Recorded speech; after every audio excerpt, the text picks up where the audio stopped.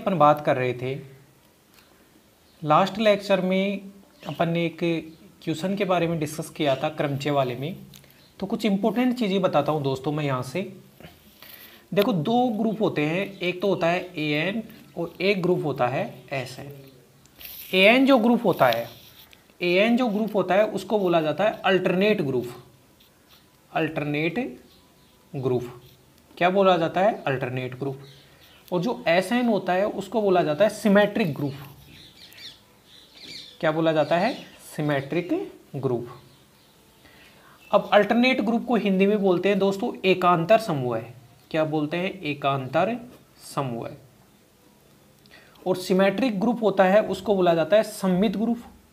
क्या बोला जाता है? सममित समूह। अब देखो, जो एन होता है उसका जो ऑर्डर होता है, ऑर्डर किसे कहते हैं? किसी भी ग्रुप में जो नंबर ऑफ एलिमेंट होते हैं उसको उस ग्रुप का ऑर्डर कहा जाता है। एन का जो ऑर्डर होता है वो होता है एन फैक्टोरियल बाई 2। एन का जो ऑर्डर होता है वो होता है n factorial by 2। S n का जो ऑर्डर होता है वो होता है एन फैक्टोरियल। ठीक है दोस्तों। अब जो एन होता है वो एक नॉन अबेलियन ग्रुप होता है। क्या होता है? N is non abelian for n greater than equal to 4। कहने का मतलब जैसे A4 हो गया, A5 हो गया, A6 हो गया, ये सारे नॉन अबेलियन ग्रुप है। और Sn is non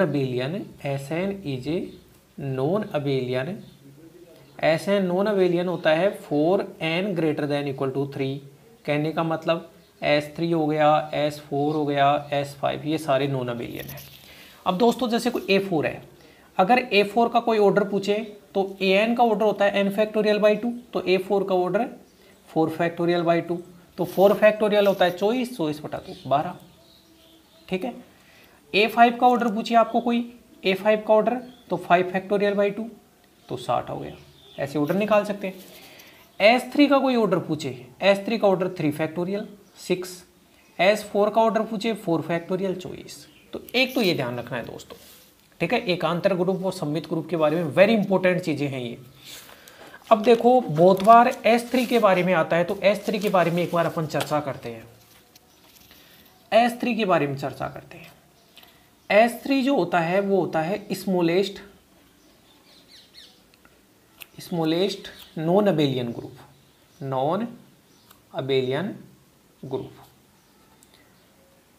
smallest order non abelian group. अगर कोई आपको पूछे कि सबसे कम ऑर्डर का नॉन अबेलियन ग्रुप कितना होगा, तो आप बोलोगे कि S3 होगा सबसे छोटा नॉन अबेलियन ग्रुप और उसका ऑर्डर होता है 3 फैक्टोरियल बोले तो 6। एक तो ये है स्मॉलेस्ट ऑर्डर का नॉन अबेलियन ग्रुप, जो होता है कि एक ऑर्डर पे कर भी नॉन अबेलियन नहीं बन सकता, 2 पे भी नहीं बन सकता, 3 पे नहीं बन सकता, 4 पे नहीं बन सकता, 5 ऑर्डर पे भी नॉन अबेलियन नहीं बन सकता। सबसे पहले जो नॉन अबेलियन ग्रुप बनता है वो 6 ऑर्डर पे बनता है, उस ग्रुप को S3 नाम दिया जाता है। अब S3 में 6 एलिमेंट कौन कौन से हैं? देखो, S3 को बोला जाता है कौन सा ग्रुप? S3 को जो बोला जाता है सिमेट्रिक ग्रुप। क्या बोला जाता है? S3 को सिमेट्रिक ग्रुप। अब S3 को सिमेट्रिक ग्रुप बोला जाता है। मैं S3 के एलिमेंट लिखता हूं एक बार, और आपको याद भी रखने हैं इसमें। देखो, S3 में क्रमचय होंगे, और क्रमचय कितने होंगे? 6 क्रमचय होंगे। अब 6 क्रमचय एक बार देखना, 1 2 3, क्योंकि 3 अंशांकों से बनता है। 1 2 3 की इमेज 1 2 3। दूसरा 1 2 3, 1 की इमेज 1 फिक्स कर दो, 3 2। ठीक है। 1 2 3, 1 की इमेज 1 फिक्स करने से 2 बन गई। अब 1 की इमेज 2 फिक्स कर दो, 1 की इमेज 2 फिक्स कर दो, तो इसको 1 3 लिख दो और इसको 3 1 लिख दो। तो 1 की इमेज 1 फिक्स करने से 2 बने, 1 की इमेज 2 फिक्स करने से 2 बने, और 1 2 3 और 1 2 3। अब 1 की इमेज 3 फिक्स कर दो, इसको 1 2 लिख दो और इसको 2 1 लिख दो, इनको आपस में एक्सचेंज कर दो, तो ये 6 बने। अब देखो, ये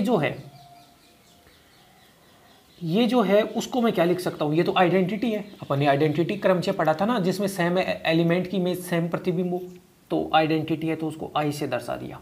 ठीक है दोस्तों। अब देखो, इसमें 1 की इमेज 1 है, 2 की इमेज 3 है और 3 की इमेज 2 है। तो बताओ, इसको मैं चक्र के रूप में लिखूंगा तो 2,3 लिख सकता हूँ या नहीं? इस क्रमचय को 2,3 का मतलब है 2 की इमेज 3, 3 की इमेज 2, और जो बच गया उसकी खुद की खुद इमेज ये अपन ने चक्र में पढ़ा था। ये है, इसमें 3 की इमेज 3 है, तो इस वाले को मैं 1 2 लिख सकता हूँ या नहीं? देखो 1 की इमेज 2, 2 की इमेज 3 और जो बच गया उसकी खुद इमेज। ये है, इसके ऊपर नज़र डालो एक बार। देखो 1 की इमेज है इसमें 2, तो 1 की 2, 2 की 3 तो 2 की 3 और 3 की 1, तो चक्र को बंद कर दिया तो 3 की 1 हो गई। कितने एलिमेंट हो गए? 4 हो गए ना। अब देखो इसके ऊपर फोकस करो एक बार। इसमें 1 की इमेज है 3, तो 1 के बाद में 3, 3 की इमेज 2 है तो ये 2 लिख दिया, और 2 की इमेज 1 है तो मैंने चक्र को बंद कर दिया। तो 1 की इमेज 3, 3 की इमेज 2 और 2 की इमेज 1। अब ये बचा, इसमें 2 की इमेज 2 है तो उसको तो हटा दिया, और 1 की इमेज 3, 1 की 3 और 3 की 1 है। तो S3 को मैं ऐसे लिख सकता हूँ ना, I हो गया, 1 2 हो गया, 1 2 हो गया, 2 3 हो गया, 1 3 हो गया, 1 3 को 3 1 भी लिख सकता हूँ, कोई दिक्कत नहीं है। 1 2 3 हो गया और 1 3 2। तो ये 6 एलिमेंट हो गए किसमें? S3 में। अब देखो दोस्तों, जो S3 होता है उसको सिमेट्रिक ग्रुप बोला जाता है। अब S3 का जो ऑर्डर जो 6 निकल के आया ना, इन 6 में से 3 तो जो होते हैं वो होते हैं समक्रमचय, 3 तो होते हैं वो क्या होते हैं? समक्रमचय, और 3 होते हैं वो होते हैं विषमक्रमचय। 3 होते हैं समक्रमचय और 3 होते हैं विषमक्रमचय। अब देखो समक्रमचय कौन कौन से होंगे? तत्समक्रमचय हो गया, वो E1 हो गया, समक्रमचय होता है, ठीक है। अब ये समक्रमचय है, कैसे है? क्योंकि अपन 1 2 3 है, उसको अगर पक्षांतरण के रूप में लिखूंगा तो देखो 1 को फिक्स करो और लास्ट एलिमेंट 1 3 और फिर 1 2। पक्षांतरण के रूप में लिखूंगा तो ये लिखूंगा। अब पक्षांतरणों की संख्या कितनी है? 2 है, तो बताओ फिर ये कौन सा हो गया? अपन ने समक्रमचय और विषमक्रमचय पढ़ा था, जिसमें पक्षांतरणों की संख्या सम होता है समक्रमचय और विषम होता है तो विषमक्रमचय। तो ये भी E1 क्रमचय हो गया, ये भी सम हो गया। ये देखो, इसको पक्षांतरण के रूप में लिखूंगा तो ये लिखा जाएगा 1 2 और 1 3, 1 2 और 1 3। अब 2 पक्षांतरण हो गए तो ये भी E1 क्रमचय हो गया। ये सिंगल पक्षांतरण है, और सिंगल जो पक्षांतरण होता है वो हमेशा क्या होता है? ओड होता है। तो ये भी ओड, ये भी ओड और ये भी ओड। तो 6 में से आइडेंटिटी वाला और ये दोनों, ये तो समक्रमचय बन गए और ये बन गए विषमक्रमचय। तो याद रखना, हमेशा याद रखना कि Sn का जो ऑर्डर n फैक्टोरियल होता है, n फैक्टोरियल में से जस्ट आधे, n फैक्टोरियल का जस्ट आधा हो गया n फैक्टोरियल बाई 2 और n फैक्टोरियल बाई 2। तो जस्ट आधे ये तो सारे के सारे होते हैं समक्रमचय, जस्ट आधे तो सम होते हैं और जस्ट आधे होते हैं वो विषम होते हैं, ठीक है। तो सिमेट्रिक ग्रुप में सम और विषम दोनों क्रमचय आते हैं। उनमें से जैसे S3 है, 6 है, 6 में से 3 तो सम हो गए, 3 विषम। तो Sn के अंदर n फैक्टोरियल इसका ऑर्डर है, तो n फैक्टोरियल बाई 2 तो सम होंगे, n फैक्टोरियल बाई 2 क्या होंगे? विषम होंगे, ठीक है दोस्तों। अब मेरे को ये बताओ कि जैसे विषम क्रमचयों का कोई समुच्चय ले लिया, जैसे विषम क्रमचयों का समुच्चय ले लिया, जैसे इन 3 को ही मान लो, ये भी विषम है, ये भी विषम है, ये भी विषम है, ये विषम, ये विषम, ये विषम। विषम क्रमचयों का समुच्चय कभी ग्रुप बना सकता है क्या?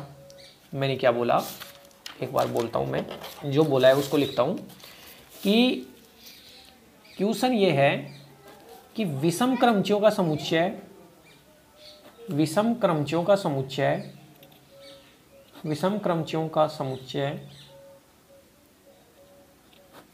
ग्रुप बनाता है क्या? ग्रुप बनाता है, और 2 ऑप्शन है यस और नो। विषम क्रमचयों का समुच्चय ग्रुप बनाता है क्या? तो ग्रुप नहीं बनाता है, तो ये वाला राइट होगा। क्यों नहीं बनाता है? देखो, मान लो कि सबसे पहले ग्रुप के लिए अपने को ग्रुप सिद्ध करना है। ग्रुप सिद्ध करने के लिए सबसे पहला जो नियम होता है वो होता है समवर्ता। क्या नियम होता है? समवर्ता।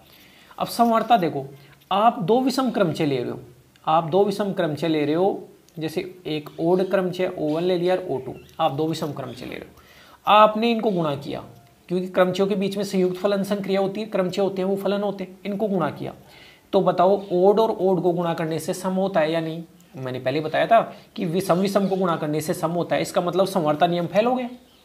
अगर विषम विषम को गुणा करने से विषम होता तभी तो अपना समवर्ता लागू होता ना, तो समवर्ता फेल हो गया। या दूसरा, साहचर्यता तो चलो लागू हो जाएगा, क्यों? क्योंकि क्रमचय होता है वो फलन होता है और फलन हमेशा साहचर्य नियम की पालना करते हैं, तो साहचर्यता तो हो जाएगा। तत्समक, तीसरा तत्समक, तत्समक भी फेल है। क्यों तत्समक फेल है? क्योंकि जो आइडेंटिटी क्रमचय होता है, आइडेंटिटी जो परमुटेशन होता है, आइडेंटिटी जो परमुटेशन होता है वो हमेशा समक्रमचय होता है, तत्सम क्रमचय हमेशा समक्रमचय होता है। तो बताओ फिर आप विषम क्रमचयों का समुच्चय बनाओगे, विषम क्रमचयों का समुच्चय बनाओगे, उसमें तत्समक क्या लोगे?